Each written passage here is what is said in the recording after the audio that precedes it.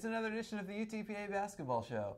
My name's Jonah Goldberg. This is the head coach of the UTPA Bronx, Dan Hipsher.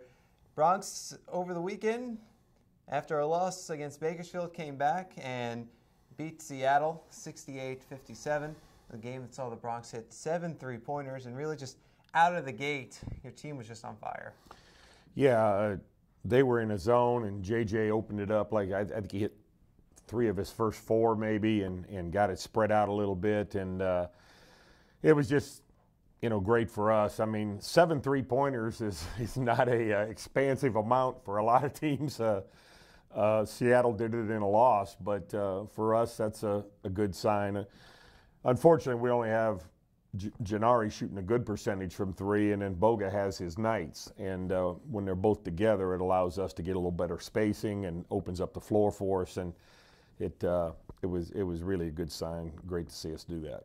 You hit on it during our pregame interview that day about how they were going to go into that 3-2 zone, dare you to shoot threes, and you took exactly what they gave you, and then as soon as you started hitting them, well, that opened up everything else. No doubt about it, Jonah. And a big part of that for us is having enough patience to wait on Gennari to get shots. And I'm not just saying he's got to take them all, but if we work through the clock and look for him 2 or 3 times, and then later on in the clock, the other guys have to take a few, or if they're working Gennari that hard, it opens up some driving lines and some post passes for other guys. And Gennari's ability to make a few threes early in the game opened up some driving for Boga and Watson, and it opened up the high post area for Hines to be able to score.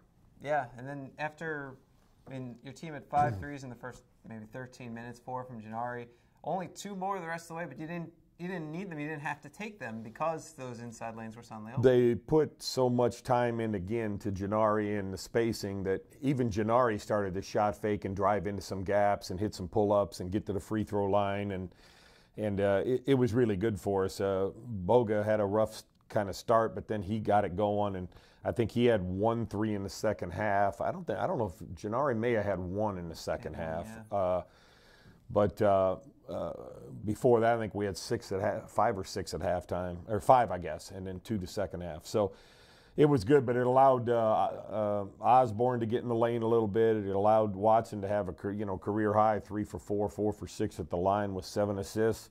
Did a good job getting into the gaps, and we got out in transition a little bit. Yeah, if you can get offensive support from Watson, that really adds a 4th score to this punch. Yeah, that's an interesting. Normally it's Dan, and but again, Dan's been struggling. It's a long season. He's a young kid, and he's doing a great job rebounding for us. He's just having a hard time getting the ball in the basket, and that kind of carries over from practice. It's not just happening in the games. He's a little probably leg weary, and with Adonis not playing and Chris Ekanube not playing, it just puts a lot of time on Dan, and he's a little bit whipped now. So when we get through this week and get those 2 weeks where we only play a game a week, that'll probably be really good for Dan. It's amazing to think what Dan's done this year. He's 36 blocks. What are we at now? 38 blocks, actually. That's a freshman record at UTPA. And he's now 5th in a single season at UTPA, and it's a great chance to continue to move up the ranks. And to do all that as a freshman just says a lot about his abilities and what he's been able to accomplish. No doubt, and Dan is just so raw. He's only been playing basketball for about 4 years, so a lot of times the things I expect him to already know, and that's things I have to adjust my mentality at times because it's all new to him. And And then the kind of effort he has to put in daily and the amount of minutes he's playing and the grind he's playing out there, it's been a long season for him, but he's done a great job for us, and we're excited about him and his future. You mentioned Everett Osborne finding himself some open shots in the lane. He actually started that game against Seattle after getting some more playing time in recent games. You look at Bakersfield and the games before that, and he's been starting to provide a little more of a punch. Yeah, the thing for Everett is to keep it simple. When he plays more as a catch and shoot guy, doesn't try to create too many things, he gets out on the break, gets a layup, mixes that in. He's been much better. the biggest difficulty he's had is in the decision-making process and, understanding where he fits in the flow. But if he gets outside the 3 line and gets into catch and shoot mid-range game, he's pretty good at that. Do you think it's tough, coming over from junior college and not only adjusting to the Division I game, but also, like you mentioned, finding his role? It's a completely different role than he's used to. No doubt. Most of the kids come in from prep school, junior college, high school, and they've been the star of their teams. It's been easy for them. Now they're not only practicing against the stars in the practice, but going against other stars on other teams. And, you find out then where your level fits. We're all not Kobe and Michael Jordan. Somebody's got to be yourself.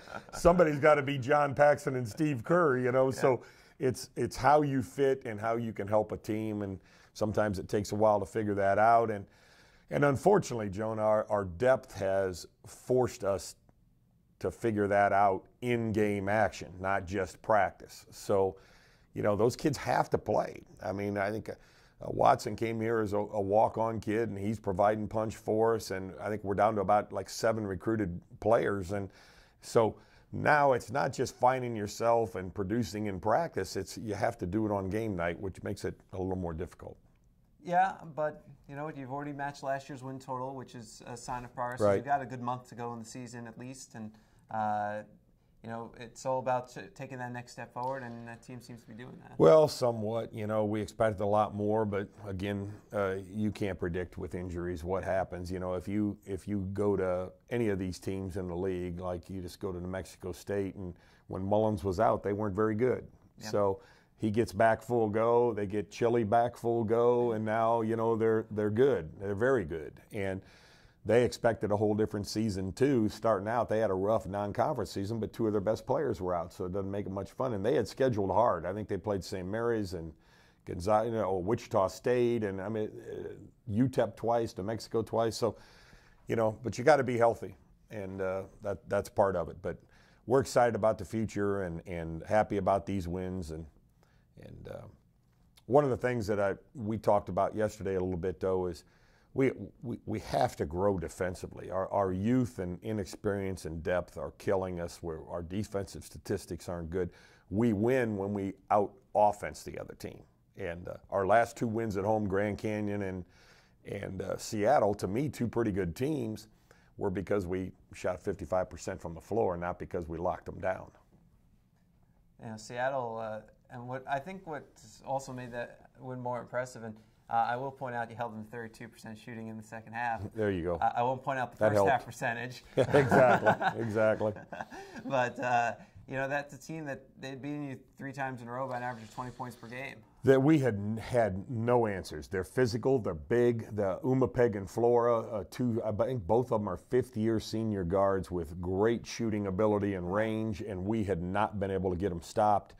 And didn't get them stopped till the second half the other day, and then finally did a pretty good job on them. And then they helped us out at the free throw line by struggling there. But again, we held them to 40% shooting on the game, which was a good sign for us. Their physicalness, though, makes it hard to get rebounds, and they out-rebounded us by 10 rebounds nearly. Well, a one-on-one weekend, you get to 3-7 in WAC play.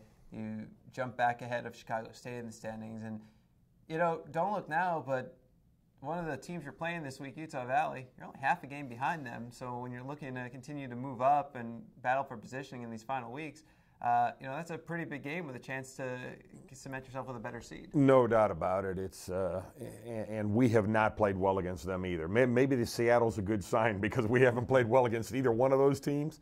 Although last year at Utah Valley, I think we lost a 2-point game. Both teams struggled offensively, and I think it was in the 40s, if I remember right. But Dick is a very good coach, does a great job, and what he does is he's going to exploit some of our shooting problems. So he'll really pack in the lane and challenge us to make shots. And as I've told the kids before, you're not coming out of the game for missing a good shot. So just take them and knock them down, and we'll have a few available to us. We just have to make a few. So that's where it'll be similar to Seattle in a way where you have to, if you can establish that 3-point shooting, that's when you'll open up everything else. It will, but the difference is they'll play us man-to-man, and they'll guard say you're Gennari, they'll face guard you and pressure you the whole game, and then they won't guard me and the rest of the guys. So it's a little different than the zone, because in the zone we could wait on Gennari kind of to find it. You know, it'll be a little harder against them, and we'll have to change our spacing techniques a little bit and try to find a way to take advantage of that. And Grand Canyon First, that's a team that you always play an exciting game with. It's always a tight one. It's been unbelievable. We gave them one last year in here, and they gave it back this year. And then the one at their place last year was a 93-90 game or something. It was, they're very good offensively, but again, they're undersized. They play a smaller lineup a lot of times, but the skill set for them is very, very good. They made 11 threes in here last time. If you remember, 11 for 23 from a three line. And I always said, you know, Dan probably is going home the same way I'd be. It's like, wait, we went 11 for 23 from it and lost. It's like, that doesn't happen very often. Well, Grand Canyon on Thursday, Utah Valley on Saturday. We'll have links to the live broadcast and live stats up at UTPABronx.com. Final road trip of the regular season, and then you're home. Yay. Because as you know, I mean, these trips are hard. They beat you up a little bit, and you know, you play a couple games. The great thing is at least you're not going that far twice. You know, it isn't like we go to Bakersfield, come back home, go to Seattle, come back home. You get out there and knock off a couple, but they are hard trips. And this one is not as bad because Phoenix and Seattle, great airports. You know, you have a chance to get to Phoenix and then straight into Salt Lake City. Or I might have said Seattle, but I meant Salt Lake City. And then Salt Lake City back to Houston and home. So it's not quite as tough, but looking forward to it. Two great places to go and two great programs. Well, make sure you follow the action at UTPABronx.com, and the Bronx will be back home for their final two over the ensuing 2 weeks. We'll talk about those next week here on the Coaches Show at UTPABronx.com.